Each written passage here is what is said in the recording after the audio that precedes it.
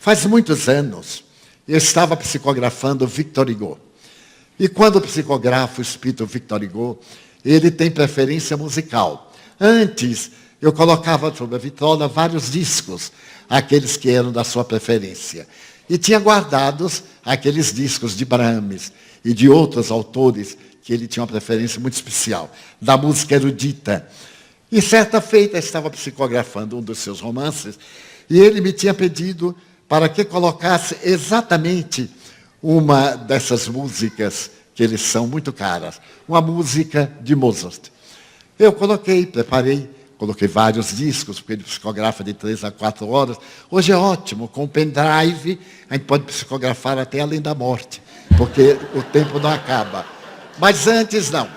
Então eu coloquei a música de Mozart e entrei em transe, desdobrei-me, senti-me fora do corpo e via-me sobre a minha mesa, na posição convencional, mas eu me sentia inteiramente livre. Eu tenho uma cadeira na minha sala, sentei-me na cadeira em espírito, estava, e fiquei ouvindo a música, deslumbrado com essa música, cheia de beleza, de encantamento e de imortalidade, porque era o Requiem de Mozart. Passou a ser uma das minhas preferidas.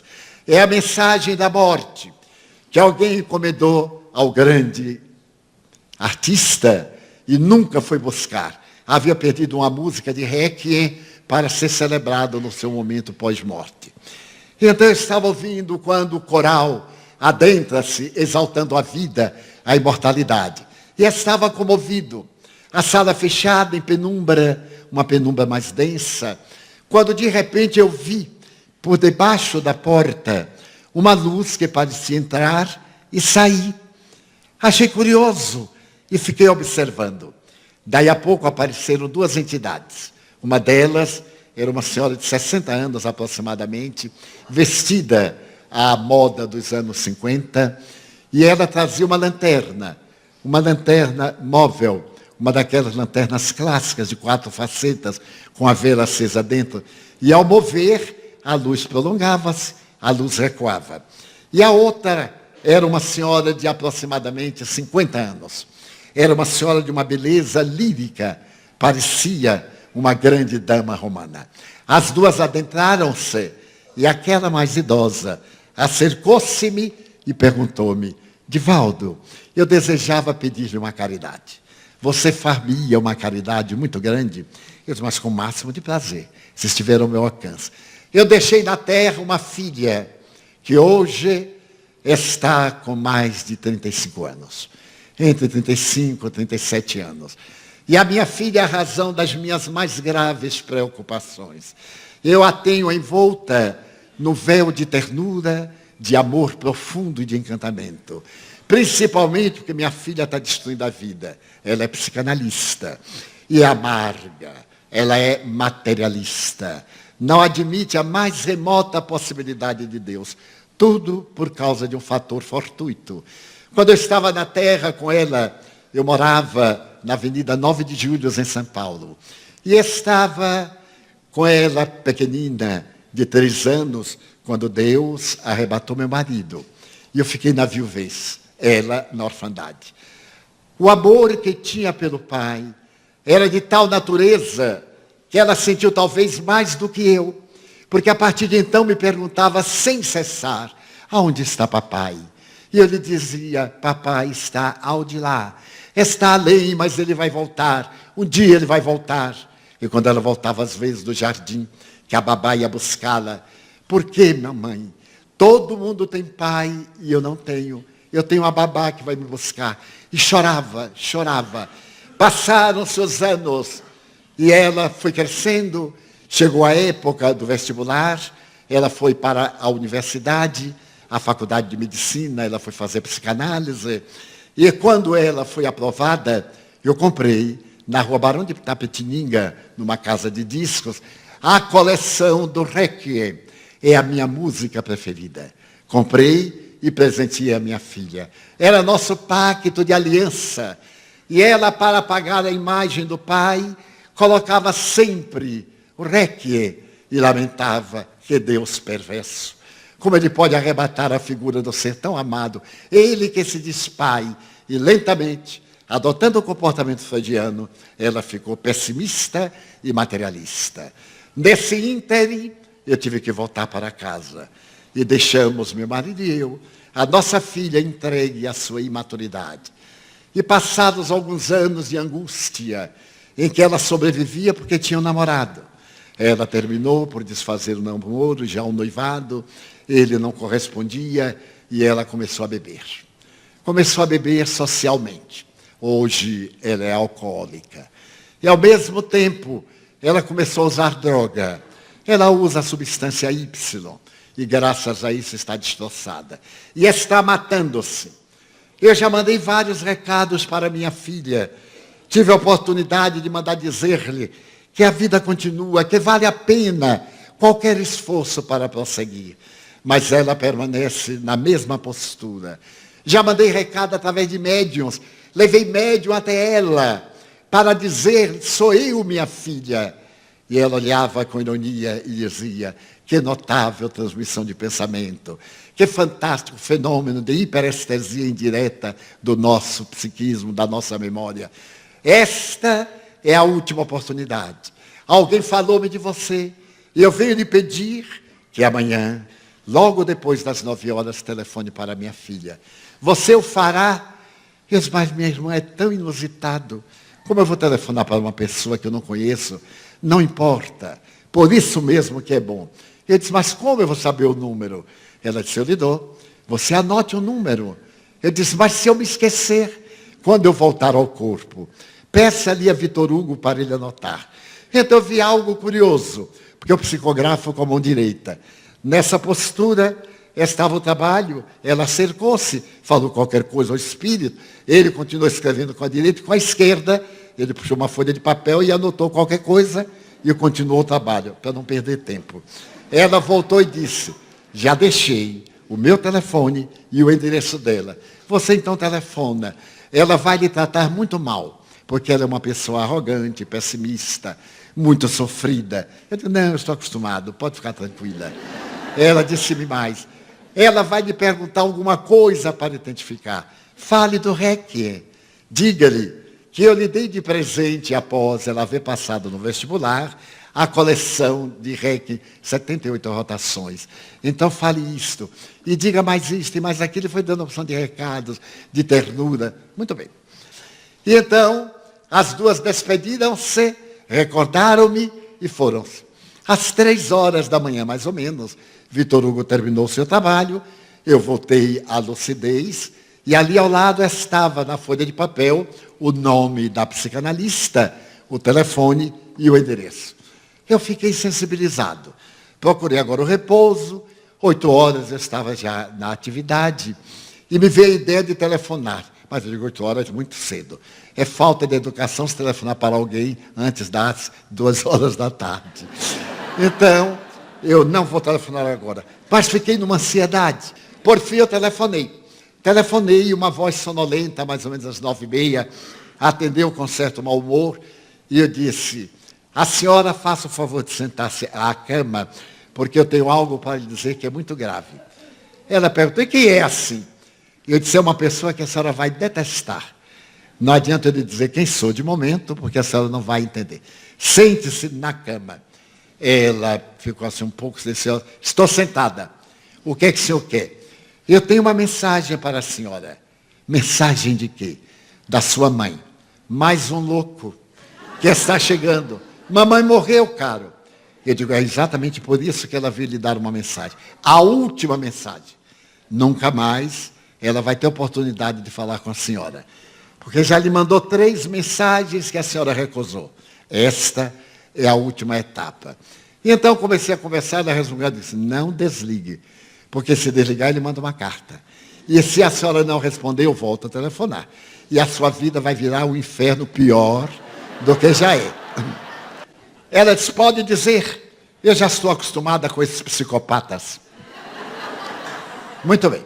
A senhora vai retificar a palavra psicopata por uma muito bonita. Qual é? Paranormal. Eu não sou normal, não pense. Porque tem o anormal, o normal e o paranormal. Então eu sou diferente. Ela riu a contragosto. Mas então eu lhe contei exatamente o que acabo de narrar com mais detalhes. Ela disse, mas eu não posso acreditar, me desculpe. Eu sou psicanalista, freudiana, e sei que tudo isso são burlas da mente. O senhor está me dando uma mensagem hiperestésica. Isto é o momento em que o nosso psiquismo sai da compressão física e entra no psiquismo em outros campos com a humanidade inteira. É que vale dizer, nessa teoria da hiperestesia, que nós sabemos tudo o que existe no universo. Porque no nosso inconsciente profundo, descoberto por Jung, o inconsciente coletivo, nós temos arquivadas todas as informações da Terra. E ele tem razão. Porque nós vivemos naqueles períodos em outras reencarnações. E estão arquivadas as experiências em nosso inconsciente. Não estão arquivadas em gavetas específicas. Estão no caos da memória, que um insight, uma motivação, seleciona, elege e produz aquilo que é um fenômeno. Eu disse, mas a senhora há de convir que esta hiperestesia é fascinante. Ela me disse, por exemplo, que ele ofereceu, depois do seu êxito no vestibular, uma coleção do Requiem de Mozart, que eu estive ouvindo, como lhe falei, quando ela me apareceu. Então ela se deteve e disse, mas é uma coincidência muito interessante. Eu disse, mas a coincidência maior é sobre o seu namorado, que a senhora estava noiva, ficou angustiada com a morte dela, ficou mais irritada, e resolveu também pela solidão, que é um lapso, um laivo de depressão. A senhora acabou noivado. E para que se libertasse de uma canga, embora o ame, até hoje, ela também é muito interessante. E eu digo, fenomenal. Tenhamos a coragem de dizer que é fenomenal, porque nós nunca nos vimos. Agora, se a senhora está interessada em saber mais, eu estarei no estado de São Paulo, no dia 1º de maio, isto era janeiro mais ou menos. Eu estarei proferindo uma conferência na cidade de Matão. Eu disse, de Matão? Eu digo, sim senhora, mas eu moro na capital de São Paulo. Eu digo, eu sei, mas o que são 250 quilômetros para a senhora? Eu vou viajar mais de 2.500. Se a senhora tem interesse, a senhora vai lá. E se eu não tenho interesse, eu digo, a senhora vai, eu tenho certeza. Porque depois do que eu lhe disse, não vou contar o resto. A senhora vai ficar curiosa. Coisa que não é peculiar à mulher. A mulher não tem curiosidade. E então eu vou lhe dizer mais alguma coisa. Ela está preocupada porque a senhora está suicidando-se. Mas ela lhe disse como? Eu digo, não, os espíritos são muito nobres. E não iria me dizer o que a senhora está usando e a mim não interessa. Interessa que a senhora está se entregando ao desespero e está se comportando de uma maneira indevida para a sua profissão. Deve fazer uma autopsicanálise, deve procurar um colega, mas não continuar nesse ritmo. Agora, o mais importante, a senhora terá aqui pessoalmente. Ela disse, e se eu não for? Eu digo, irá, eu tenho certeza. E, portanto, eu vou lhe dar os endereços. Eu estarei falando no ginásio sobre os auspícios do Centro Espírita Local, da Revista Internacional de Espiritismo. E será muito fácil da senhora identificar. Matão é uma cidade pequena. A senhora pergunta, onde é que vai ter uma conferência espírita aqui? No ginásio, no salão de esportes. Todos lhe dirão. E é só dizendo o meu nome na cidadezinha, é fácil de identificar. Essa bem, eu me chamo Divaldo Pereira Franco e tal, resido em Salvador, sou espírita, sou médium. Aí eu dei umas notícias para que ela me identificasse. E desliguei, mas não dei o meu número. Naquele tempo o número não ficava no telefone de quem recebia. Então eu fiquei tranquilo. E aguardei. Esqueci-me de janeiro a maio, com tantas preocupações, esqueci-me. E fui com o nosso Miguel até Matão, no dia próprio. A cidadezinha nos recebeu com muito carinho, o auditório estava referto, e proferi a palestra. E quando terminei, fiquei de pé ao lado, como é de hábito, para receber corações amigos, abraçar. E levantei a cabeça e vi na fila uma moça muito bonita, de uns 35, 40 anos, e ela tinha olhos brilhantes. Eu então disse, meu Deus, olhos de estrela. Eu sou ainda romântico, ainda existe. Tem um pouquinho só, mas ainda existe. olhos de estrela, ela. Ela me olhava e os olhos brilhavam, eu digo, adrenalina. Ela está ansiosa. E fui atendendo. Quando estavam umas 8 ou 10 pessoas, eu vi o espírito da genitora abraçada, sorrir para mim com a lanterna. Que um dia eu ia descobrir qual era o significado da lanterna. Porque era uma noite muito clara. Ela então me deu sinal e apontou para a filha. Quando ela chegou, eu disse, doutora, eu não disse que a senhora vinha. Ela disse, você é satânico. Porque não é possível. E isso não é nada de hiperestesia. Como é que sabe que sou eu? Eu digo, a senhora está me transmitindo telepaticamente. A senhora está dizendo, olha, Edivaldo, sou eu, não é verdade? Não estou dizendo nada. Eu depois deveria dizer, para ajudar. Então, ela estava visivelmente nervosa. Eu disse, o que eu tenho a lhe dizer é que a senhora é muito amada. A sua mãezinha está aqui. Eu vou descrevê-la para a senhora. Então descrevi, os olhos nublaram-se de lágrimas. Porque não há materialismo que resista à ternura do coração materno. A mãezinha beijava, acariciava. E eu disse, doutora, mude de hábitos. A senhora ainda vai ser muito feliz. Falei-lhe demoradamente. Contei-lhe das excelências do amor. E de como estava ela destroçada. Já imaginou se ninguém morresse, doutora? Morrem 7.000 pessoas por segundo. A senhora imagina que é superpopulação. A senhora tem em mente uma pessoa de 2.000 anos, acabada aquela pasta de carne. A morte é uma bênção.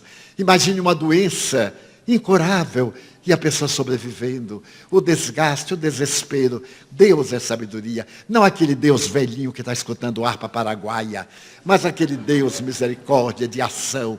E ela foi se entusiasmando. Ela disse, nesse que o Senhor fala, eu creio. Numa natureza cósmica. Eu digo exatamente o que os Espíritos disseram a Allan Kardec. Deus e a inteligência suprema, a causa primeira de todas as coisas. Ele nos uniu através de sua mãezinha. E por uns 40 minutos, a filha reclamando, mas eu sou meio surdo. Aí continuei dizendo, e ela disse assim, e agora, quando nós nos veremos? Eu disse, brevemente, eu estarei falando no IMB, no encontro dos médicos espíritas, sob a presidência da doutora Marlene. Ela disse, no IMB, eu digo, sim senhora, eu atenderei a senhora, corra e vá pelo fundo e nós nos veremos. E ela saiu, eu fiquei emocionado.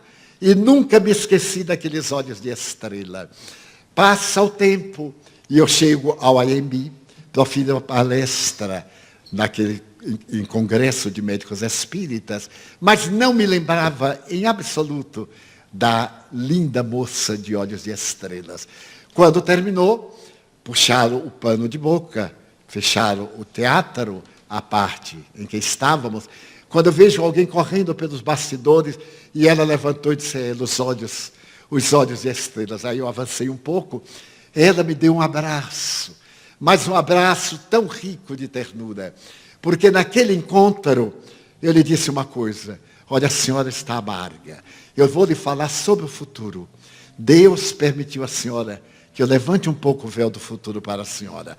A senhora ficou de mal com o seu noivo, mas ele a ama. Não me fale sobre ele, falo. Falo porque ele casou com outra, não é? E a senhora ficou magoada. Era seu noivo e casou com outra. Pois para a nossa alegria, a outra morreu. E ele agora está solteiro, pensando na senhora. Ela empalideceu, que eu pensei que ia desmaiar. Eu disse, pois é, mas como o senhor sabe? Sua mãezinha está me dizendo. E ele está pensando na senhora. Já imaginou se a senhora desse um telefonema para apresentar-lhe solidariedade? Agora, antes, o óbito. Mas o senhor acha que eu vou telefonar? Eu digo, é um dever social. Ele era casado, morreu a esposa, a senhora deve ser solidária. E naturalmente, como que disse, sou solidária, meu bem. Aqui estou abandonada. Seja solidário comigo também. Então a mão lava a outra. E as duas lavam o rosto. É um ditado baiano. Ela disse, o meu pudor. Eu digo, isso não existe mais, doutora. Foi tão bom ele casar com a outra para valorizar a senhora. Porque a vida é assim, é interessante. E como eu vou descobrir o número dele? Talvez não tenha no catálogo. Eu disse, mas eu tenho. Sua mãe me deu. Eu tenho a impressão que sua mãe trabalhou naquela época do telefone que a gente chamava. E a telefonista sabia o número. Ela disse, mas se eu tenho um número? Eu digo, tenho, eu vou dar. Eu sei que a senhora não vai telefonar, mas eu lhe dou para a senhora levar para casa. E ela disse, mas eu devo telefonar, Divaldo? Eu digo, eu telefonaria. Primeiro, por solidariedade. E depois, por conta de Deus, o que ele fizer, o que os olhos não veem, a mente não sente, não sofre. Dava um telefonema, assim qualquer, e o resto é por conta de Deus.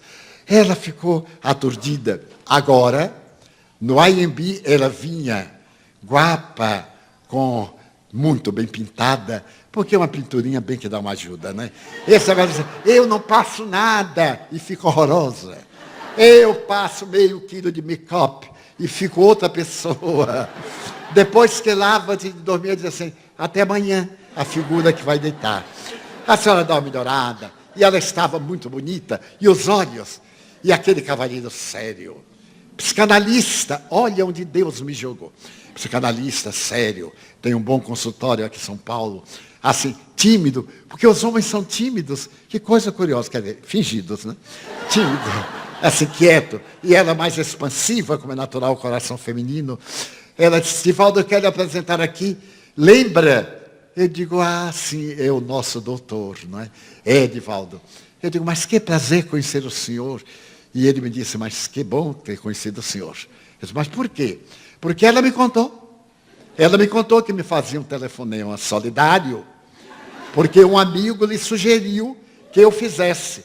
Mas eu nunca a esqueci. Eu disse, pois é, a gente ama uma e casa com outra. É um paradoxo. E fica lembrando sempre da outra. E arrependido. Tem que parar primeiro, antes de casar. 10 minutos, pergunta assim, é com essa mesmo que eu vou? E aí casa ou não casa. Para não ficar abarrado e preso dos dois lados. Então nós conversamos muito. E ela me disse, mamãe está aqui. Eu vi quando a senhora foi chegando. Feliz, trazia nos 2 braços, não mais a lanterna, uma criança. Eu digo, está assim. E está anunciando que está no momento da família crescer. Ela diz, mas eu não posso. Já na minha idade, eu não posso. Eu disse, quem não pode? Hoje se pode tudo. Jane Fonda, aos 50 e poucos anos, poucos, porque são muitos que estão para a frente, teve um filho. E agora, através da inseminação artificial, de vários processos de fertilidade. Ou então, quantas crianças órfãs, necessitando de pais. Eu recomendo que frequente ou que vá às casas André Luiz, no bairro do Picança, em Guarulhos, para conhecer o que é a vida. Não a vida estética, a vida real. O que são os nossos atos e hábitos. O que nós programamos para nós mesmos, o nosso destino, como é a nossa vida, o que é que nós fazemos a benefício de nós próprios. Então vá até lá, procure conhecer, espelhe-se naquelas vidas. E ela disse, e o que é que mamãe acha? Está com uma criança no colo. Está dizendo que está na hora de a família crescer. Então ele me disse, eu não sou fértil para a procriação, mas eu sou fértil para a adoção. E como somos psicanalistas, vamos escolher uma criança especial para nós cuidarmos. Despedimos-nos, e quando está aqui de volta, eu disse, em setembro, no último domingo de setembro, em Santo André, na creche Amélia Rodrigues. Passou o período, que deveria ter sido mais ou menos em junho, julho, para setembro. E quando eu estava aqui, que eu levantei a vista, os olhos de estrela que estavam lá, estão também aqui. Quem desejar descobrir, veja quem está com os olhos mais brilhantes. E como havíamos nos encontrado por telefone antes de vir, ela me havia pedido, fale sobre o amor. Aquele amor a que você se referiu a mim. Aquele amor que não pede. Aquele amor que doa. O amor materno no seu mais elevado grau. Na sua manifestação de maior beleza. essa manifestação de plenitude que é o amor de Deus para as suas criaturas. Naturalmente, ela não trouxe a criancinha deficiente, que tem trabalhado para que seja uma vida feliz e completa. Daí o milagre do amor. Quando nós hoje falamos sobre o amor, eu recordo-me daquele homem incomparável, que veio à Terra apenas para doar-se, e que foi a primeira personagem histórica a falar sobre o amor na profundidade que hoje ele perdeu, o amor. Passou a ser apenas erotismo, manifestação da libido, busca de sensação nova, que não satisfaz nem preenche, que atormenta, que leva ao vazio existencial. Qualquer pessoa que aqui esteja com depressão, o que certamente 10 a 20% do público está, apresentando a síndrome da depressão, abrace o ideal. Seja ele qual for, abrace o ideal e transfira o pensamento de autocomiseração, o pensamento de autocompaixão, esse culto à tristeza, à melancolia, ao prazer de estar com a enfermidade. E ame. A moderna ciência psicoterapêutica diz que uma dose de amor, de sacrifício por alguém, vale mais do que um barbitúrico bem aplicado. E outra corrente, de Milton Erickson, o psiquiatra norte-americano, assevera que se nós abrirmos o Evangelho e lermos uma parábola e tentarmos interpretar a parábola, nós estamos tomando uma alta dose de outro barbitúrico. E também os modernos psicoterapeutas das correntes mais modernas recomendam uma caminhada de 8 quilômetros. Vale por uma dose. Transpirar, retirar do cérebro morbo esse peculiar estado de parasitose dos nossos neurônios, a perda da noradrenalina, a perda da dopamina, dessas substâncias da alegria. Os neurônios são obrigados pelo esforço a produzir, como são obrigados a reproduzir-se através do barbitúrico específico. E ainda mais, uma grande área de psicoterapeutas recomenda que se leia e interprete uma parábola de Jesus, como o próprio Milton Erickson. Então nós pegamos a parábola do filho pródigo e lemos